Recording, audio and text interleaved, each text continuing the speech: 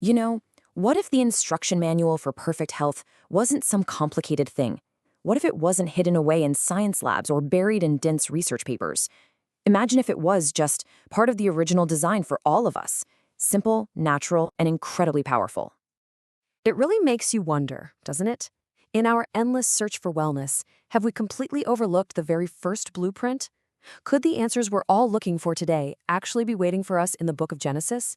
Well, let's explore exactly what this ancient text suggests is the original design for our health. So we're going to start at the very, very beginning. The source material lays out something it calls the Eden Diet Blueprint. And this is basically the foundational design for how we as human beings were originally meant to eat and, really thrive. And what's so striking here is just how simple and clear this instruction is. We're talking about a single verse, Genesis 1:29, that acts as the foundation for this entire philosophy. It's a really direct statement on what our food was intended to be from the get-go. So, what did that actually look like on a plate? Well, the diet was made up of seed-bearing plants, so you're thinking grains, legumes, that kind of thing, and fruit from trees. That's it. It was 100% plant-based. No meat, no dairy, and definitely no processed foods. Just whole, natural foods coming straight from the earth. And what's really cool is how this illustrates a concept that modern nutritionists are all about now: eating the rainbow. The variety of colors in this original food plan wasn't just to look pretty. No way. Each color actually corresponds to different phytonutrients that help our bodies in specific ways, like red for heart health or green for detoxification.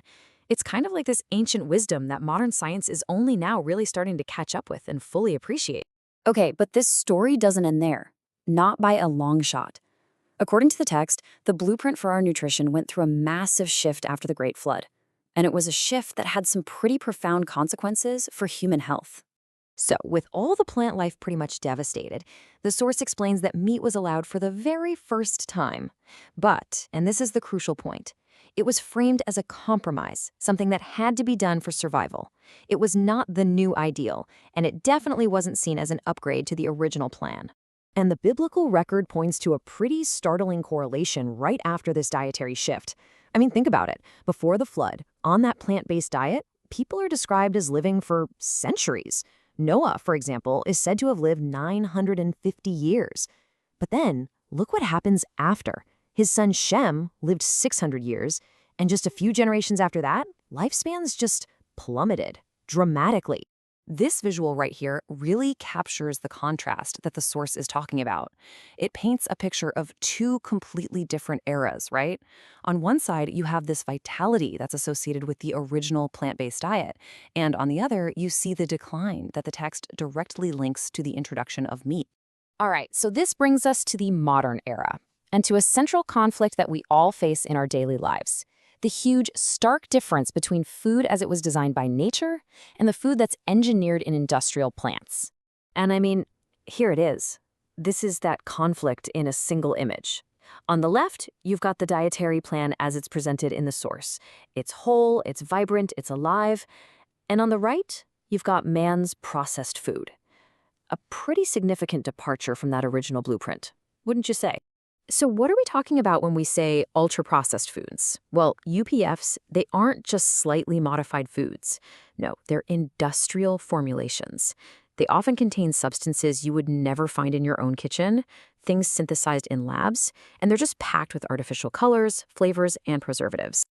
Now, the interpretation presented in the source is that these additives can set off this really devastating domino effect inside our bodies. So it starts with something called dysbiosis. That's an imbalance of our gut bacteria. That then leads to a damaged gut lining, which you might have heard of as leaky gut. From there, the immune system basically sounds the alarm, causing chronic inflammation as it tries to fight off these substances it doesn't recognize. And the end result of this constant internal war? Well, it's chronic disease. But the blueprint for health that's outlined in the source, it goes way beyond just food. It really presents a holistic design for total wellness, and it's built on several key pillars that all work together. Okay, so pillar number 1 is moderation and self-control. It's not just what you're eating, but also how much you're eating. The whole principle here is about respecting your body's limits and avoiding the damage that comes from just going overboard. Pillar number 2 is the rejuvenation that comes from rest. The text points out that God rested on the seventh day, which sets a really powerful example. So, from this perspective, rest isn't some luxury you earn. It's essential. It's when our bodies get to work repairing, rebuilding, and strengthening our immune systems. And the third pillar? It's movement. You know that phrase, from the sweat of thy brow? Well, here it's not presented as just a curse, but as a core part of our actual design. It basically integrates physical effort into our very existence, reminding us that, hey, our bodies are made to move and to work. Okay, so with this entire blueprint in mind, how do you actually begin the journey back? This last section is all about practical, actionable steps you can take to reclaim that original design for your health. The path back is laid out in 5 really clear steps. First, you start by filling your plate with that rainbow of whole plant foods and then reducing or even removing meat. Next, it's about making a conscious choice to avoid those ultra-processed foods and picking clean water over sugary drinks. And finally, it's about truly embracing rest, not as some luxury, but as a non-negotiable part of being healthy. Ultimately, it all boils down to a choice. On one path, you have trust in the original design. You can see it symbolized by that whole food from a vibrant living landscape. And on the other path, the immediate gratification of appetite, which, as you can see, leads to a landscape of consequence. So the original instruction manual is incredibly simple, but the choice is profound. It lays out 2 very different paths that lead to 2 very different outcomes. The only question left is, which one will you choose?